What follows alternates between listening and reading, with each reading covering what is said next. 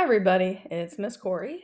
Today, we are going to talk about U9-L7 Renaissance writers.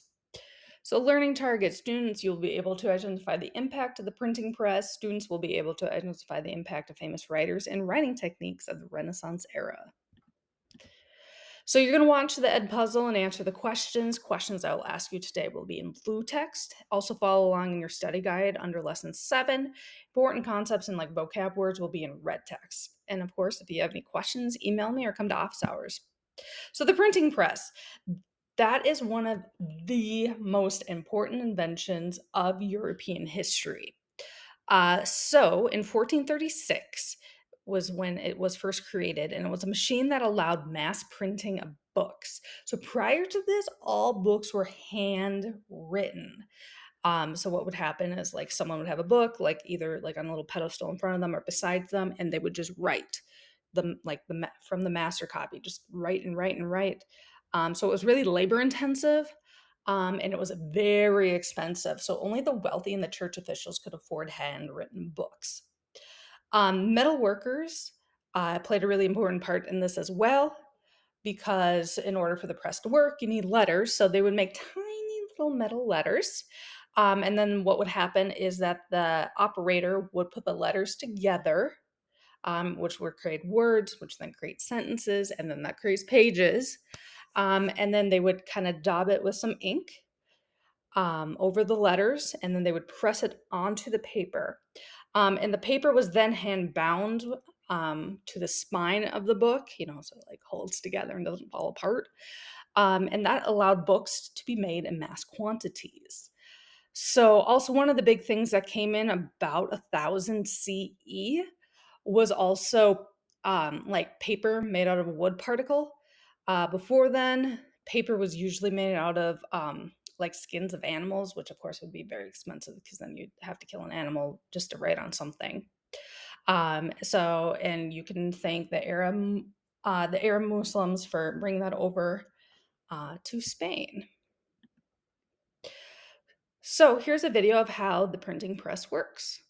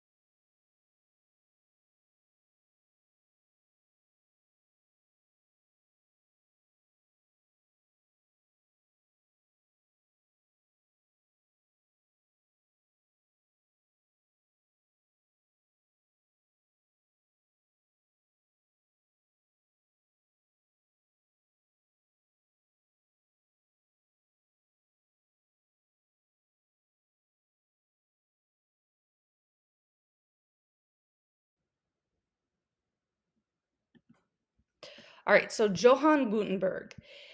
He was born in Germany in 1390. He was a metalworker by trade. He moved to France in 1428.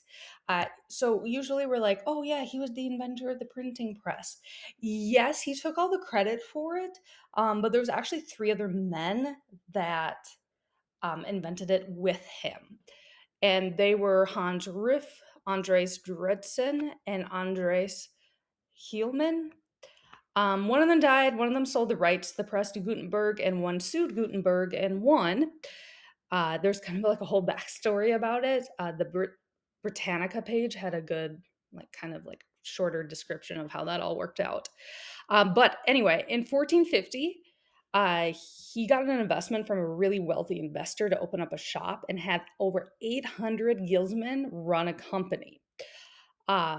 So that guild um, was a very successful printing shop during this time, and also created a printing guild.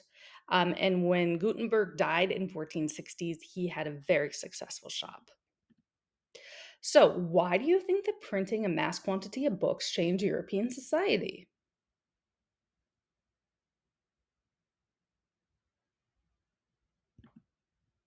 With the mass quantity of books, who would be able to afford books now?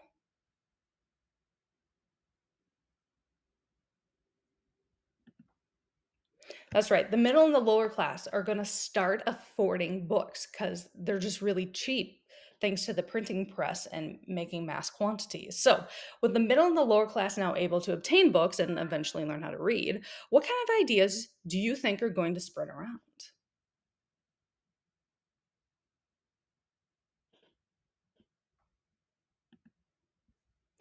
All right. So, one of the big things about the printing press is that those ideas that spread around, a lot of them were religious ideas. There was also political ideas for sure, and like philosophy ideas and all of that, and just straight up, like fun stories. Um, so the printing press became popular right when Martin Luther was rewriting the Bible into German. So if y'all caught that in the lesson 5 video, um, so prior to Martin Luther, the Bible was written in Latin. And the problem with Latin was at this time, it was a dead language, even in the Renaissance. And the only people who knew how to like read it and somewhat speak it were the wealthy, which pretty much limited like reading the Bible just to the wealthy. Like the middle and lower class could not read it. But thanks to Martin Luther, who rewrote the Bible into German, that allowed the common people to interpret the Bible for themselves. So, thanks to the printing press, many authors would write in vernacular. And what vernacular is someone's native language or the common language of that region. So, since the books became more affordable, that led to the middle and lower class writing books too. So, it's not just the rich anymore. And the books then would become written in more common languages like English, Spanish, French, you get that. Italian, because it's the Renaissance, right? All right, so here's a 3-minute video about the printing press's impact.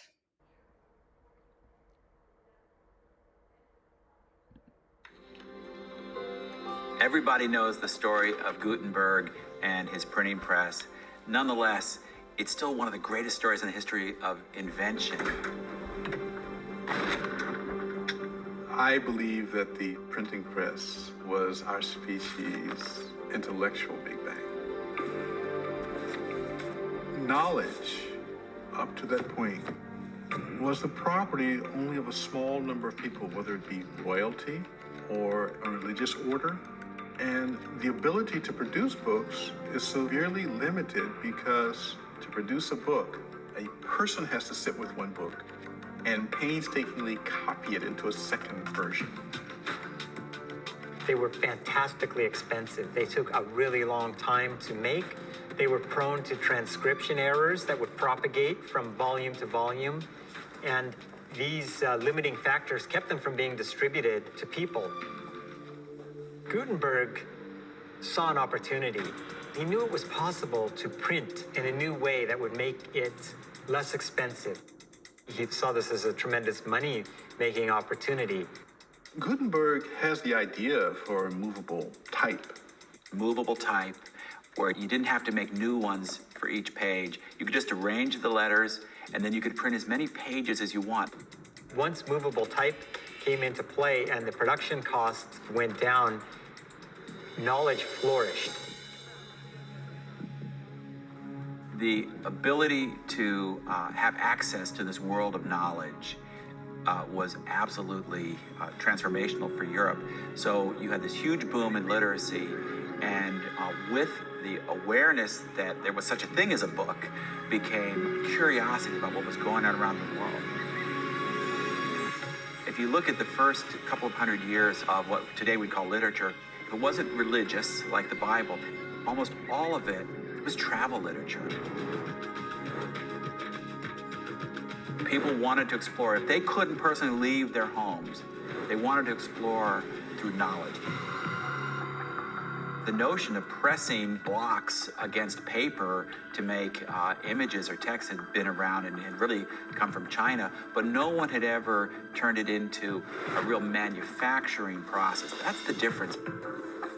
It's that he could make thousands of them and make them quickly and efficiently. It plants the seed of the notion that you can get machines to do what people used to do. You start to see the end of the artisan era and the beginning of the manufacturing era. And you think about the impact that had, it's really hard to underestimate it. Gutenberg's printing press was so revolutionary. His name certainly lives on as one of the great inventors of human history.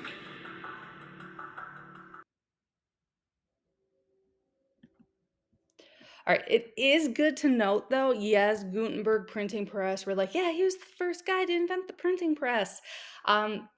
He was in Europe, but that was not the first printing press in the world. I don't know, when we did the Chinese technology project last semester, if you were with me last semester, I think a couple of you did do the Chinese printing press or the Chinese movable type as one of your technologies. But anyway, so in 1040, that is when Baixing of China made the first movable type. Instead of metal letters, there it was made out of porcelain. So again, Gutenberg was not the first. He was just the first in Europe. All right, now let's talk about some famous writers. So the first one I want to talk about today is Petrarch. He was born in 1304 and lived until 1374. He is considered the very, very earliest Renaissance poet, or at least one of them. He's from Tuscany, Italy. No surprise, right? Italy. He studied Greek and Roman texts. He's also the founder of something called humanism.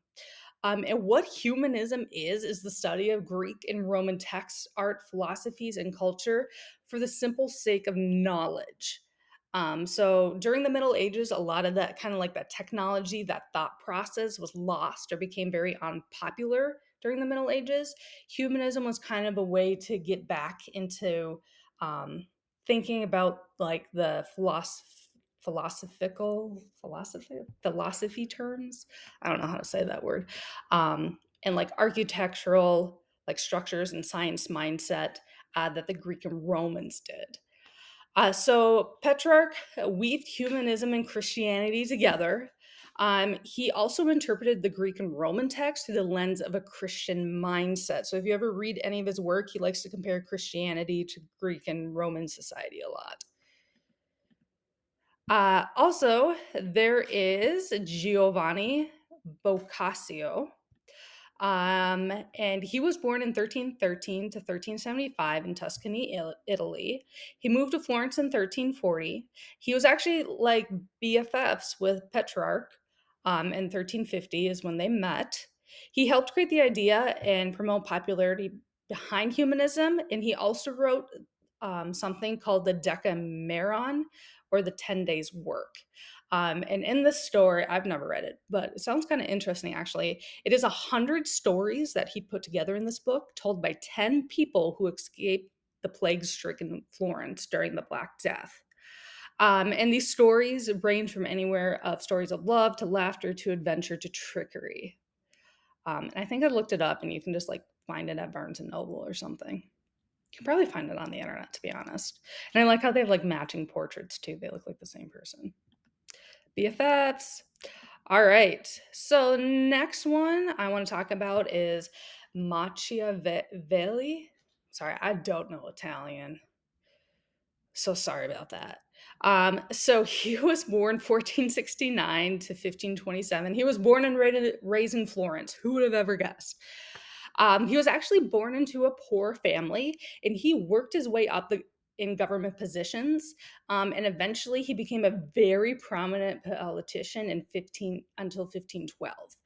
You will learn this in the Medici family videos. Um, but in 1512, the wealthy merchants, the Medici family, took over the rule of France, or not Florence, not France, Florence. And was pretty much kicked out of his government position. So what he did is he fled the city and then he retired to the countryside. In the countryside, like any person would do, I guess, is he would just write poetry and political texts. So his most famous one is called The Prince. Here's a picture of it. You can actually you can order it off of the Walmart website, which I find kind of interesting. He also wrote some other ones like Discourses on Livy and Florentine Histories are also famous texts by him. So, what The Prince is about is a book about political power and how to keep it. So, it is split into 4 different sections. The first section of this book is reviews the types of states that exist. Number 2 analyzes the military might and the quantities of a prince as the head of an armed force. 3 explains the trait expected in a prince. And 4 reviews the political environment into which Italy had fallen. Yeah. It'd be interesting to hear if anyone's actually read the book. I have not. I'm not a Renaissance reader, I guess. All right. I hope you all have an answer for this. What do you know about William Shakespeare?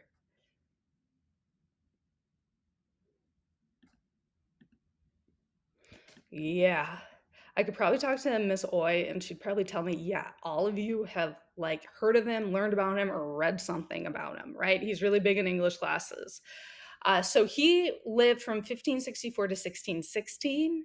As you probably know, he spent his writing career in London, England. He's very famous for his poetry, but probably what you read is his plays.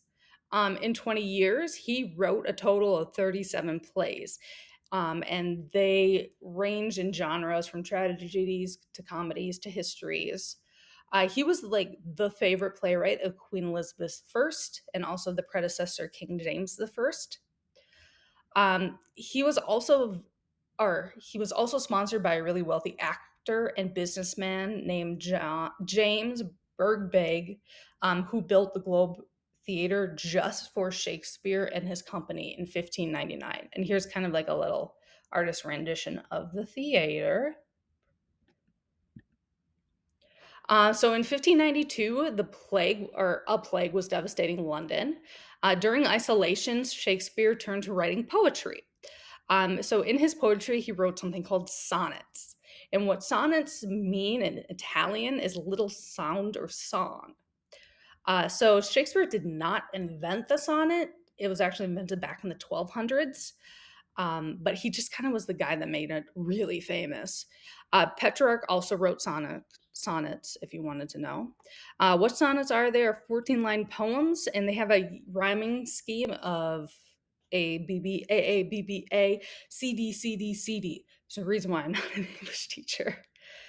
Oh, man. I mean, I like poetry. It's cool, but analyzing sometimes is so hard.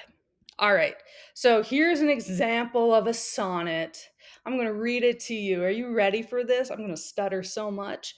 All right, this is called My Mistress's Eyes Are Nothing Like the Sun by William Shakespeare. My mistress's eyes are nothing like the sun. Coral is far more red than her lips red. If snow be white, why then her breasts are dun. If hairs be wires, black wires grow on her head. I have seen roses damasked red and white, but no such roses see I in her cheeks. And in some perfumes is there more delight than in the breath that from my mistress reeks.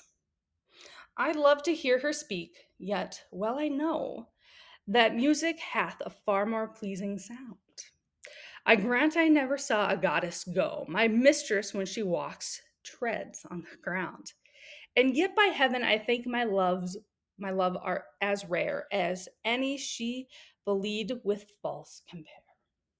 So she I think this is such like a sad poem because he's like totally like slamming his wife. Like, yeah, she's not that great looking, but I love her anyway. It's like, all right, fair enough, William Shakespeare, fair enough. Okay, so to wrap that up, I hope you all enjoyed that poetry with me. We learned about how the printing press works and its importance, Johann Gutenberg, vernacular, Petrarch, humanism, Giovanni, Machiavelli, the Prince, William Shakespeare, and also the sonnet. So next up, you are going to watch U9-L8, the Medici Part 1 Ed Puzzle, answer the questions that pop up on your study guide, and watch U9-L9, the Medici Part 2 Ed Puzzle, and you're going to, again, answer the questions that pop up on your study guide. And then after you're done with that, you're going to do the Unit 9 summative. Sorry, it's so dry in here. I'm like dying. Oh, okay, I'm fine. Don't worry about me. All right. I want to go through the directions through the Unit 9 summative with you real quick. So let me escape. I'm dying. It's okay. Just don't worry about me, okay? Yeah, and most of you probably don't worry about me anyway. All right, here we go. So here's the Unit 9 summative. I'm sure you all are so excited to do this. So the prompt is that you're going to pretend that you are a young, aspiring poet who just moved to Florence, Italy during the Renaissance. What? Crazy. Again, that was sometime between early 1300s and early 1600s. You're going to write a poem explaining your experience so far in Florence, Italy.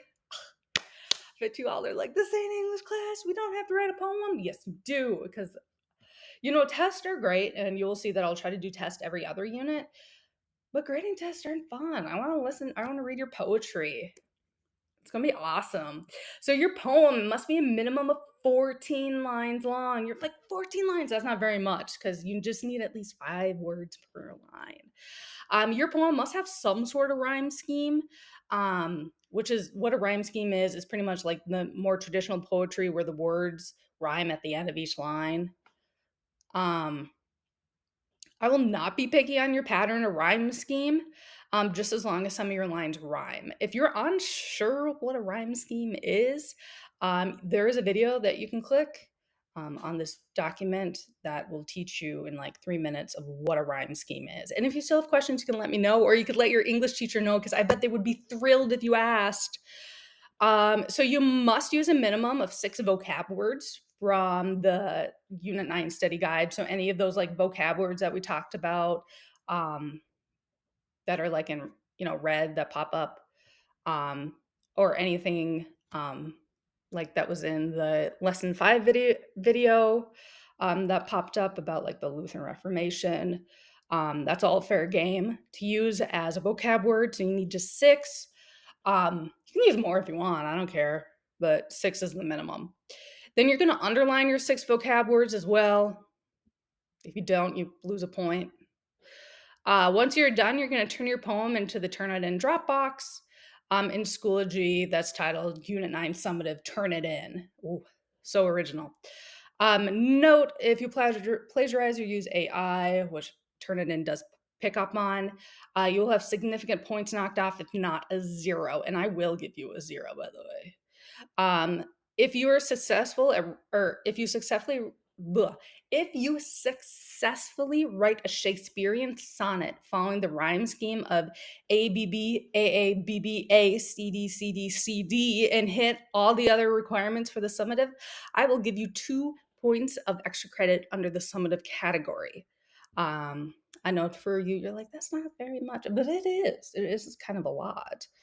Of course, if you have questions, you can ask me, you can email me, or you can come to office hours. Like, seriously, just ask. Like, I am so happy. I get so excited when you email me. No one ever does. And I like it when you all email me. It is going to be due March 12th at midnight. If you want a rubric, when I publish this document, there you can click here to look at the rubric. I'll open it up for you in just a second here. So you see just pretty much everything we've talked about. And it's a total of 25 points with that option of getting those 2 extra credit points if you write an actual Shakespearean sonnet. All right, well, that is all I got for you. Seriously, let me know if you have questions. If not, Have fun writing poetry for social studies. Bye.